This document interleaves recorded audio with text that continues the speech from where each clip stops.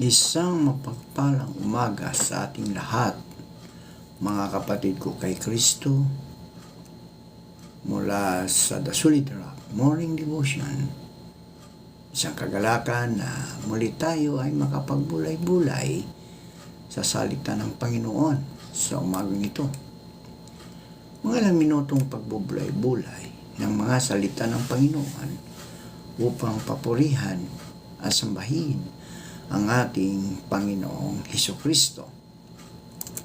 Ang ating pong pagbubulay-bulayan ngayong umaga ng Miyerkules ay matatagpuan sa Hebreo Kapitulo 9, talatang 22. Ito ang sinasabi. Ayon sa kautusan, halos lahat ng bagay ay nililinis sa pamagitan ng dugo. At kung walang pag-aalay ng dugo, ay walang kapatawaran ng mga kasalanan. Pinagpala na po tayo sa pagkabasa at pagkarinig ng salita ng Panginoon. Tayo po ay manalangin. Ama naming Diyos na mapagmahal, naririto muli ang iyong mga anak upang ikaw, O Diyos, ay sambahin sa magandang umaga na iyong ibinigay para sa amin. Maraming salamat, O Diyos, sa isang gabing nagdaan sa aming mga buhay na kami ay iyong iniingatan sa aming pagtulog. Maraming salamat, Panginoon, sa muli mong paggising sa amin, sa muli mong pagbibigay ng buhay, ng lakas at ng karunungan.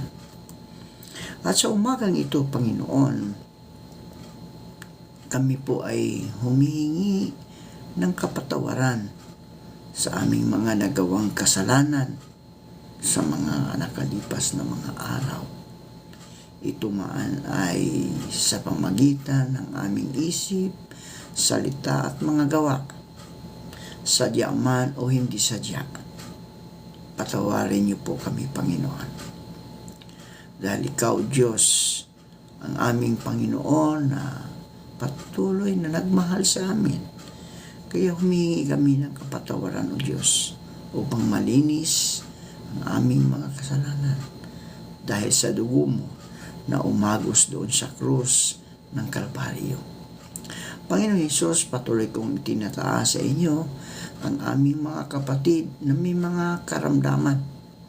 Patuloy niyo po silang abutin, pagalingin, O Diyos, upang maibalik ang kanilang mga lakas na nawala dahil sa mga karamdaman.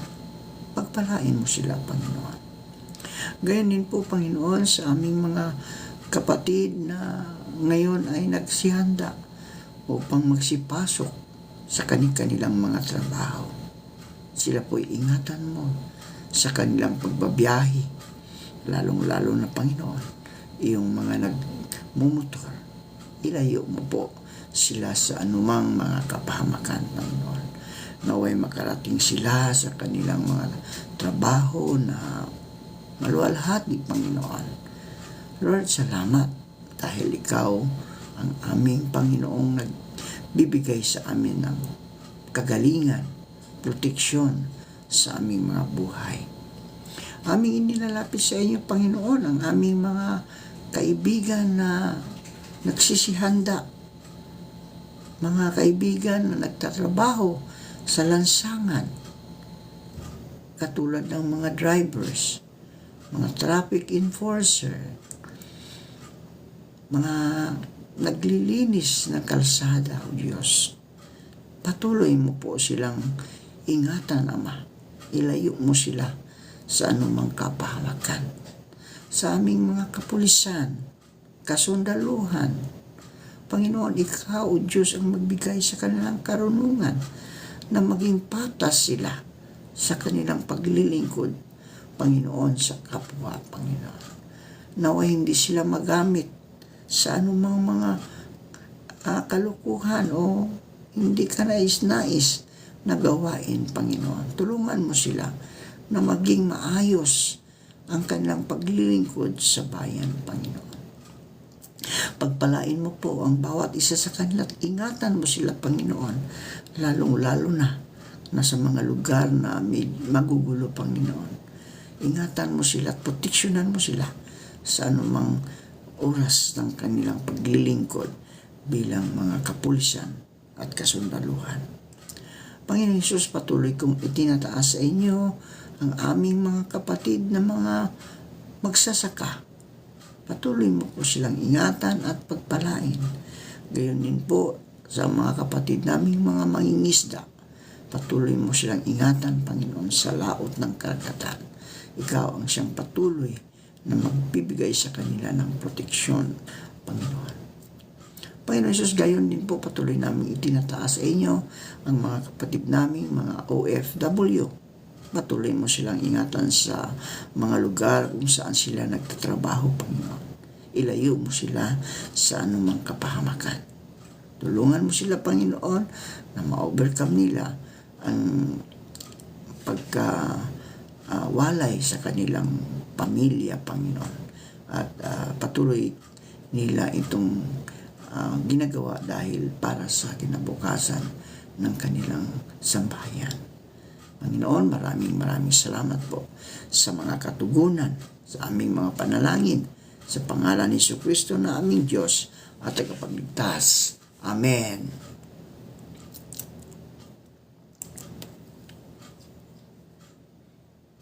Kung hindi namatay si Jesus sa krus para sa ating mga kasalanan, walang sinuman ang maliligtas at magkakaroon ng buhay na walang hanggan.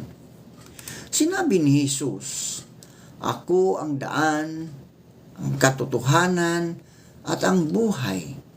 Walang makapupunta sa Ama, kundi sa pamagitan ko." Ayon sa Juan 14:6. Sa pangungusap na ito, mga kapatid, idiniklara ni Jesus ang dahilan ng kanyang pagkakatawang tao, kamatayan at pagkabuhay na manguli, at iyon ay upang magkaroon ng daan patungo sa kalangitan, ang makasalanang sangkatauhan na walang pag-asang makapunta sa langit sa kanilang sariling kakayahan. Nang likhain ng Diyos si Adan at si Eva, ginawa niya silang perpekto sa lahat ng kaparaanan at inilagay sila ng Diyos sa paraiso, sa hardin ng Eden. Nilikha ng Diyos si Adan ayon sa kanyang wangis at ginawang tagapangasiwa ng Diyos sa kanyang mga nilikha. Binigyan sila ng Diyos ng kalayaang magdesisyon at mamili ayon sa kanilang malayang pagpapasya. Inilarawan sa Kabanata 3 ng Aklat ng Henesis kung papaanong bumagsak si Adan at Eva sa pandaraya at panunukso ni Satanas. Sinuwayang nila ang kalooban ng Diyos at kumain sila ng bunga ng puno na nagbibigay ng kaalaman sa mabuti at masama na ipinagbawal sa kanila ng Diyos. At iniutos ng Panginoong Diyos sa lalaki na sinabi sa lahat ng punong kahoy sa halamanan ay makakain ka ng may kalayaan. Datapwat sa kahoy ng pagkakilala at mabuti at masama ay huwag kang kakain, sapagkat sa araw na kakain ka, niyaon ay walang pagsalang mamamatay ka. Ito ang unang kasalanan ginawa ng tao, mga kapatid. Ito ang unang kasalanan ng ginawa ng tao na pagsuway sa Diyos. Ito ang unang kasalanan ginawa ng tao at dahil dito, ang lahat ng tao ay daranas ng kamatayang pisikal at spiritual dahil sa ating makasalanang kalikasan. Nating naman sa ating mga ninonong si Adan at ni Eva. Idiniklara ng Diyos na ang lahat ng nagkasala ay mamamatay sa pisikal at sa espiritual. Ito ang tiyak na mararanasan ng buong sangkatauhan. Ngunit, mga kapatid, tandaan natin, dahil sa biyaya at habag ng Diyos, ipinagkaloob niya ang paraan upang maligtas tayo sa kanyang kaparusahan sa pamagitan ng dugo ng kanyang anak na nabuhos doon sa krus. Sinabi ng Diyos, walang kapatawaran ng kasalanan kung walang pagbubuo ng dugo. Hebreo 9:22. Ngunit sa pamagitan ng kanyang pagbubuo ng dugo ni Jesus, ipinagkaloob niya ang kaligtasan sa kanyang mga hinirang. Ipinagkaloob ng Diyos sa mga tao sa lumang tipan na maituring na malinis sa kasalanan o matuwid sa paningin ng Diyos sa pamagitan ng paghahandog ng mga hayop na susunugin para sa kasalanan. Bagamat ang mga paghahandog na iyon ay panandalian at anino lamang ng minsanang paghahandog ni Kristo para sa kasalanan doon sa krus. At dahil sinunod niya ang kalooban ng Diyos, mga kapatid, tayo ay ginawang banal ni Hesukristo sa pamagitan ng minsanang paghahandog ng kanyang sarili at iyon ay sapat na. Ang dahilan kung bakit nagpunta si Jesus dito sa lupa, mga kapatid, at siya'y namatay doon sa krus, ay upang maging perfectong handog para sa kapatawaran ng ating mga kasalanan. So sa pamagitan niya, mga kapatid, sa pamagitan ni Hesukristo, naganap ang ipinangakong buhay na walang hanggan ng Ama sa mga nananalig at nanampalataya kay Hesukristo. Ang dalawang salitang ito, mga kapatid, ang pananampalataya at pananalig, ay napakahalaga sa ating kaligtasan. Ngunit, ayon sa kasulatan, ang lahat ng tao'y alipin ng kasalanan. Kaya't ang ipinangako ng Diyos ay matatanggap sa pamagitan ng pananalig kay Hesukristo na ibibigay sa lahat ng sumampalataya. Sa pamagitan ng pananampalataya at pananalig, mga kapatid, sa nabuhos na dugo ni Kristo Jesus doon sa krus para sa kapatawaran ng ating mga kasalanan, tayo ay tumanggap ng buhay na walang hanggan. Sapagkat sa biyaya kayo ay nangaligtas sa pamagitan ng pananampalataya. Hindi ito sa inyong sarili, mga kapatid, hindi ito sa ating mga sarili. Dahil ito ay kaloob ng Diyos. Hindi sa pamagitan ng ating mga mabubuting gawa. Upang walang sinuman ang magmapuri. Ayon sa Efeso 2:8-9. Ito ang sinasabi.